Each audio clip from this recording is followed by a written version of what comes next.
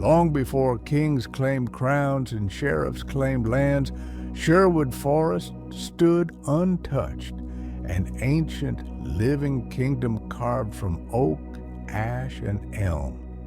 Its branches whispered old truths, its shadows hid forgotten paths, its soil remembered every footstep of hunter and hunted alike. And into this wilderness, on a cold morning brushed with fog, stepped a man who would one day become a legend, whispered around fires for centuries. Robin of Locksley, not yet hero, not yet outlaw, not yet the ghost that stalks tyrants. But something in the air, something in the rustling leaves and the watchful silence of the trees seemed to recognize him, as if the forest knew who he would become long before he did. As Robin moved silently between the colossal trunks, he was already honing the instincts that would one day make him a phantom in the woods. He learned where branches cracked, where roots waited to trip the unwary, where birds fell silent before danger.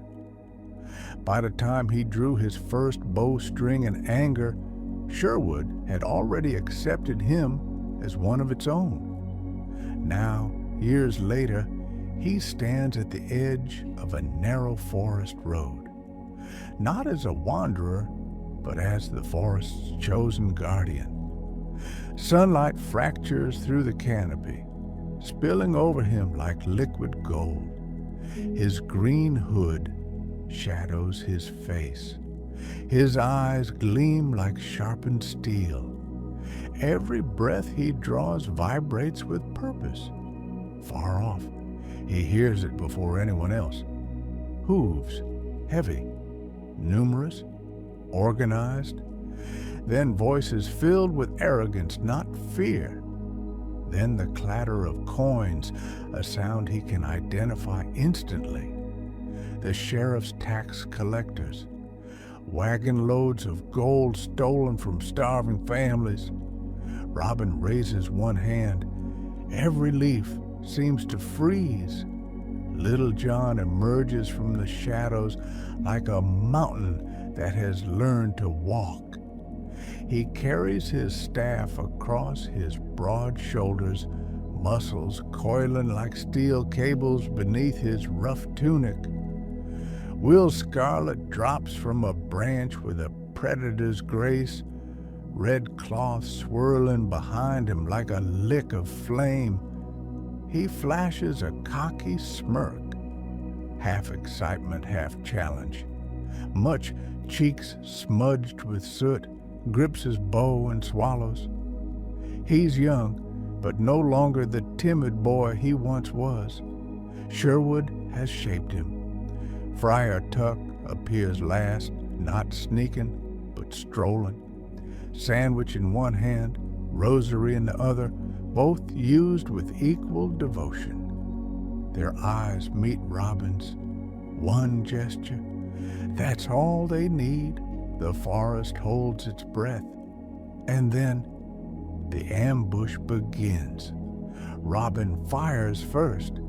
His arrow splits the morning air in absolute silence until it hits its mark with a sound like judgment. Then chaos erupts. Little John sweeps two armored knights aside with one swing, sending them tumbling into a ditch.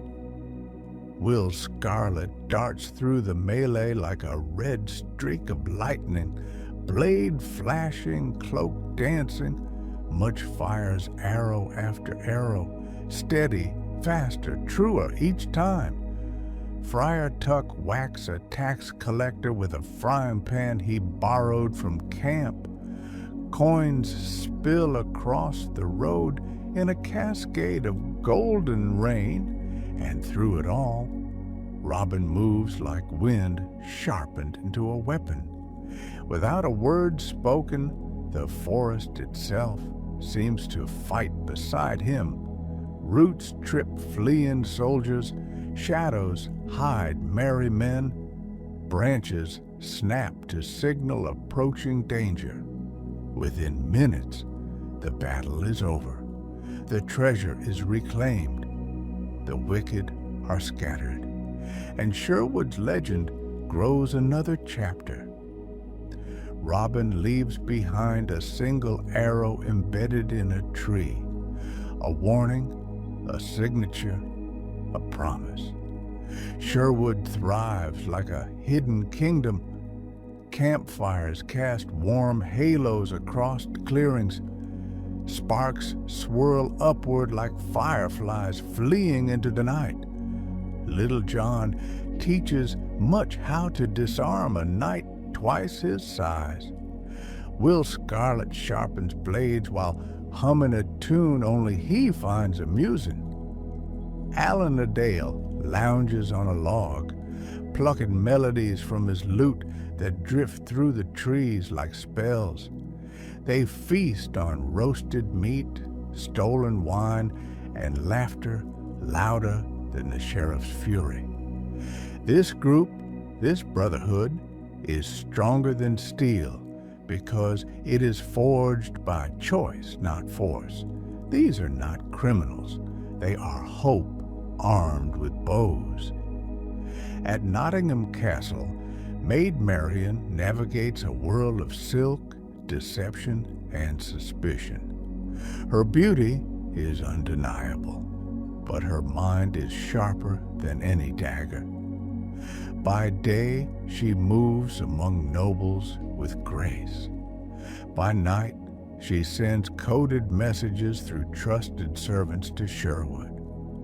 Her secret meetings with Robin are stolen moments, rare, dangerous, intoxicating. They meet at twilight by hidden waterfalls, in moonlit glades, on ruined stone bridges swallowed by ivy. She is no damsel. She is Robin's equal, in cunning, in courage, in fire. Their love is born not in safety, but in danger, not in softness, but in rebellion. Every defeat gnaws at the Sheriff of Nottingham like a disease. He storms through the castle halls, barking orders, overturning tables, shouting threats at servants who cower like hunted rabbits. He recruits mercenaries from distant lands. He doubles the taxes. He triples the patrols. He dreams of Robin Hood. He wakes thinking of Robin Hood. He vows to crush Robin Hood. But Sherwood belongs to the outlaw, and every trap the sheriff sets becomes another humiliation. A collapsing bridge sends his troops into a river. A pit hidden under leaves swallows a dozen soldiers whole. Arrows appear on castle walls overnight. Messages signed only with impossible precision. The sheriff rages. Robin laughs. The archery tournament is supposed to be the sheriff's masterpiece.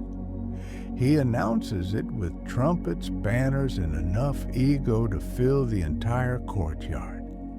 The golden arrow gleams on a velvet cushion, crafted to lure one man. Robin arrives disguised as a clumsy old peasant. Will Scarlet nearly dies trying not to laugh. Robin's shots are flawless, each one more impossibly accurate than the last. The crowd roars. The sheriff sweats. Marian watches with a knowing smile. Robin wins the golden arrow, bows dramatically, and whispers, "My thanks," before vanishing in a puff of confusion and outrage. The sheriff screams into the sky. Sherwood echoes with laughter. Then comes the man the sheriff hires in desperation, Sir Guy of Gisborne. He is everything the sheriff is not. Disciplined, ruthless, skilled, and deadly. He rides like a shadow. He fights like a machine. He hunts like a wolf. His duels with Robin become the stuff of legend. Steel clashes, arrows hiss, insults fly. The forest itself seems to watch, breathless, every time they meet. These battles don't just test skill, they test will. Gisborne seeks victory. Robin seeks justice. And justice is always harder to kill. King Richard, weary of false reports and royal deceit, travels under a common cloak to see what has become of England. He wanders into Sherwood. Robin stops him, demands payment for safe passage. The king challenges him. Robin challenges back. When Richard reveals himself, the forest erupts into celebration. The merry men kneel. Robin bows, but the king lifts him. England needs you, he says, not as an outlaw, but as a defender of the people. Sherwood sings that night. Robin's end comes not from battlefield glory, but betrayal cloaked in religion's robes. The prioress of Kirklees, corrupted by greed and fear, poisons him under the guise of healing. His strength fades like smoke in a cold wind. Little John bursts into the room, eyes blazing with grief, but Robin, pale and calm, shakes his head. No tears, John. I lived as I chose. He lifts his bow one final time, hands trembling, but spirit unbroken. Where this arrow falls, there my grave shall be. He fires. The arrow arcs through the window, through sunlight, through silence, into the heart of Sherwood. Robin Hood breathes his last, but legends do not die. Sherwood still whispers his name. Every rustling leaf, every arrow in flight, every rebel heart carries the memory of the man who stole from the mighty and gave hope to the powerless. Robin Hood did not serve a throne. He served justice. He served freedom. He served the people. And as long as forests stand and tyrants rise, his legend will rise with them.